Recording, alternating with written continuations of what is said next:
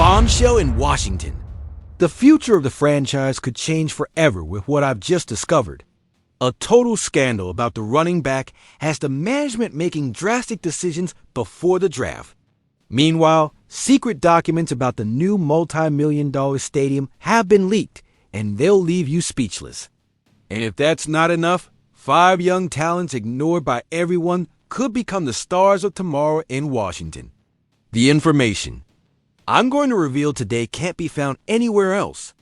Do you dare to stay until the end? Every second counts because this news will completely change your vision of the Commanders' future. We all know how crucial it is to get your first-round draft pick right. It's your most valuable pick and can define the direction of your franchise. But what about day 2? Let me tell you this. Day 2 can be just as important, and Adam Peters proved it last year by finding gems like Mike Sainristil and Brandon Coleman. And now, the million-dollar question. Can Peters repeat that magic in 2025? I believe there are 5 prospects who could fall to the second or third round and become immediate stars for the Commanders. First, Kevin Winston Jr. from Penn State, a 6'2", 215-pound safety with an explosive combination of size and speed. Do you know how impressive he was in 2023? 0 missed tackles in 13 games. 0, I'm telling you. This guy is a tackling machine, and exactly what we need after losing Jeremy Chin. And we're not just talking about an efficient tackler. Winston Jr. recorded 4 interceptions, 6 passes defended, and 2 forced fumbles in his last season. Isn't he exactly the kind of playmaker our secondary desperately needs? I think Winston could come in and start from day 1. His ability to read the game is extraordinary. Penn State coaches say it's like having a coach on the field. Now I asked you, don't you think Winston would be the perfect replacement for Chin? The answer is obvious. Second, Darian Porter from Iowa State, a 6'3" cornerback who runs the 40 yards in 4.30 seconds. He's ridiculously fast. A former receiver turned quarterback with natural instincts for reading routes. Yes, he needs to polish his technique, but under Dan Quinn, who better to develop him? Porter has the potential to be an absolute star. His combination of size and speed is something you don't see every day. We're talking about a cornerback with the ability to physically match up with the division's bigger receivers. Imagine Porter covering CeeDee Lamb or Devonta Smith. His height and speed would be lethal weapons. What impresses me most about Porter is his mentality. Despite being relatively new to the position, his work ethic is impeccable. His coaches say he's the first to arrive and the last to leave. Isn't that exactly the kind of player we want in Washington? I think so. Third, Dylan Sampson from Tennessee. And let me tell you something about our current backfield. Robinson and Eckler are good, but neither is dynamic enough to be a constant threat. Sampson amassed 1,488 yards and 22 touchdowns in 2024. 22 touchdowns.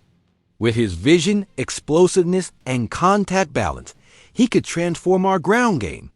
Do you want to know why Sampson is special? He's not just fast, he's smart. His ability to find gaps where there seem to be none is extraordinary. At Tennessee, he faced some of the best defenses in the SEC and still averaged 6.2 yards per carry. That's elite.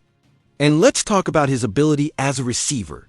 He caught 28 passes for 312 yards last season. This guy can be a 3-dimensional weapon between tackles, outside, and in the passing game. When was the last time we had a running back like that in Washington? I go back to the days of Clinton Portis. That's how special he could be. Now, I ask you, don't you think we urgently need more dynamism in our ground defense? Fourth, Oluwafemi Oladeo from UCLA, a linebacker turned edge rusher with unlimited potential. He's 6'3", weighs 259 pounds, and has elite mobility. And you know what? He's only been playing as an edge rusher for 2 years. Imagine what he could do with the right training. What drives me crazy about Oladeo is his versatility. He can put his hand in the dirt as a traditional defensive end or play standing up as a linebacker. At UCLA, they used him both ways, and he was equally effective. He recorded 11.5 sacks last season, even though he's still learning the nuances of the position.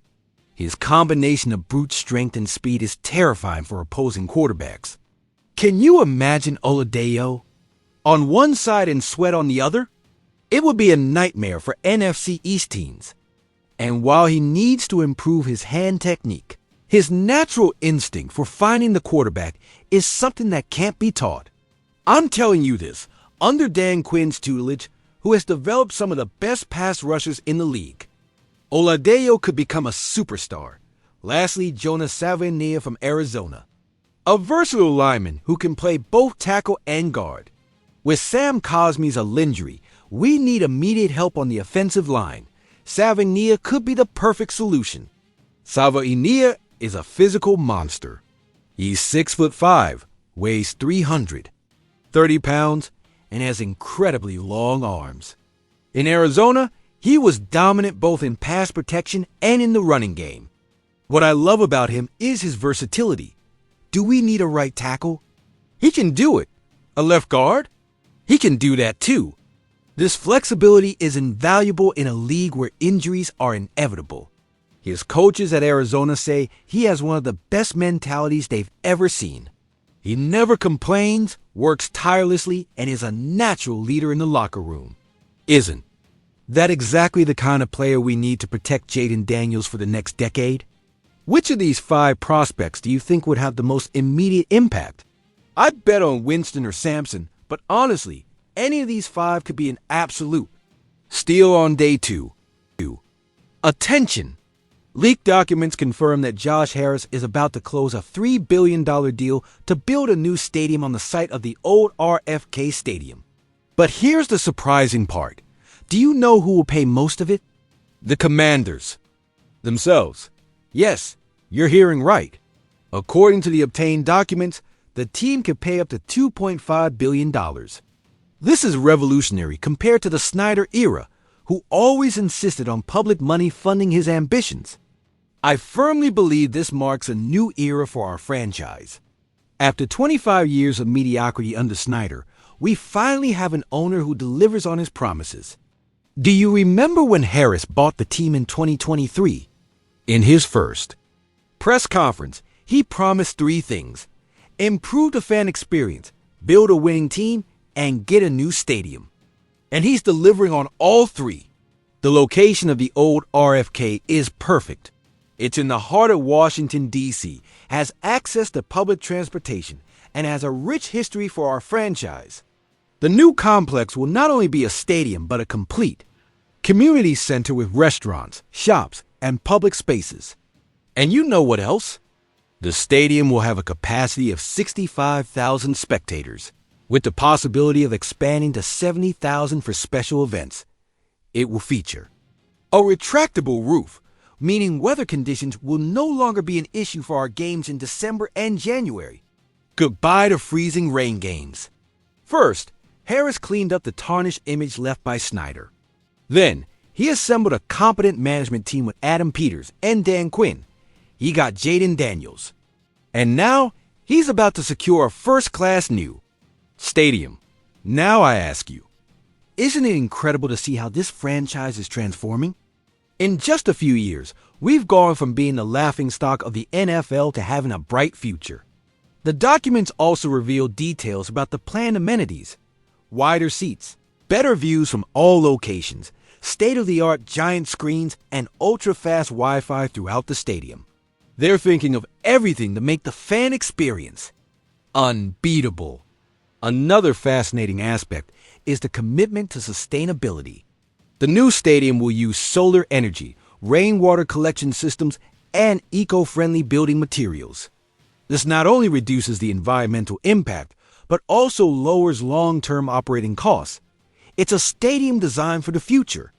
The plan is to have the stadium and parking ready by 2030. Some will say that $500 million in public money is still a lot. But let me tell you this, the last 2 facilities were pathetic and cheap. A first-class stadium benefits the entire community.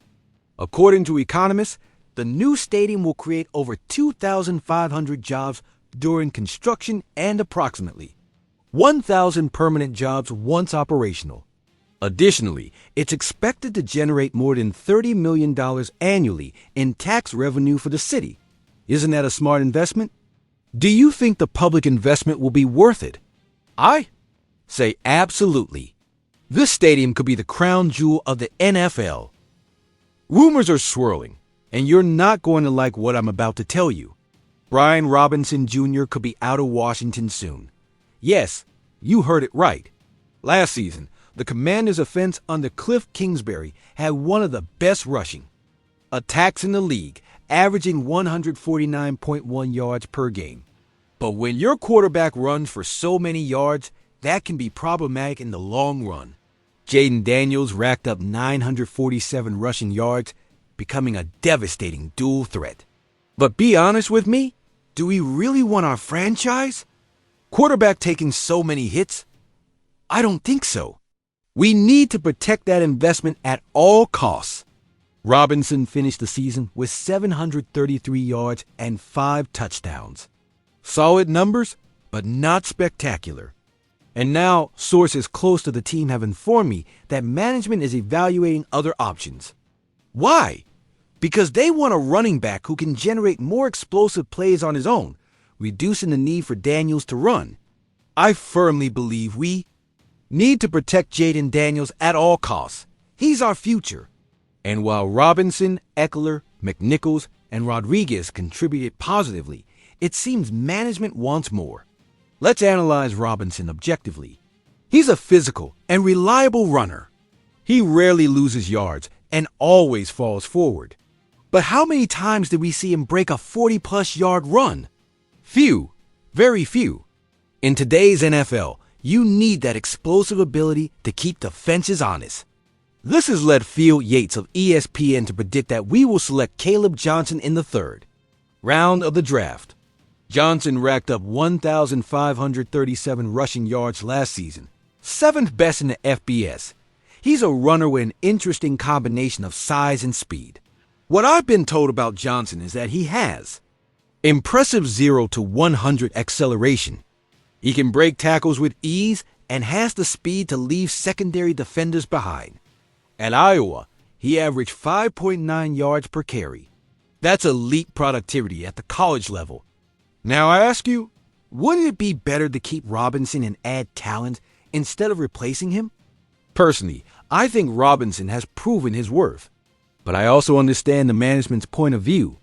We're building around Daniels, and we need to complement him with players who maximize his strengths. An explosive runner would force defenses to respect the ground game more, opening up opportunities in the passing game.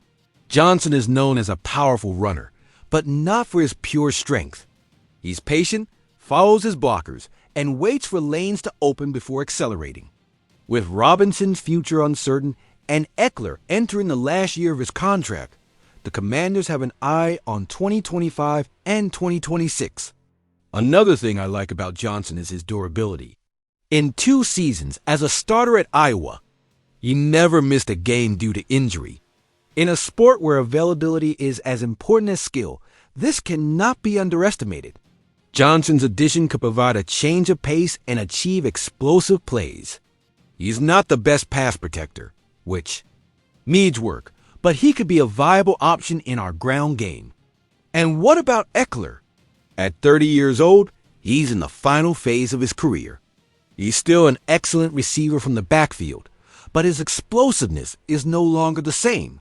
This could be his last year in the league, so it would make sense to plan for the future. I'm telling you this with total conviction. If we let go of Robinson, it will be a huge mistake. He's been consistent and reliable, but I also understand the need to plan for the future. What management must remember is that Robinson is only 25 years old.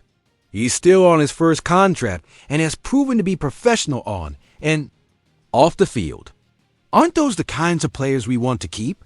My prediction: the Commanders will select Johnson in the 3rd round, but will keep Robinson as the primary runner for 2025.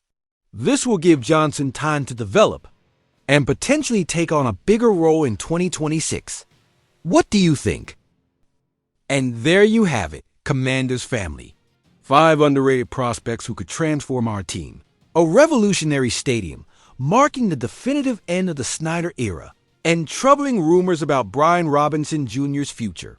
Which of these news items do you think will have the greatest impact on the future of our franchise? Leave me your opinions in the comments.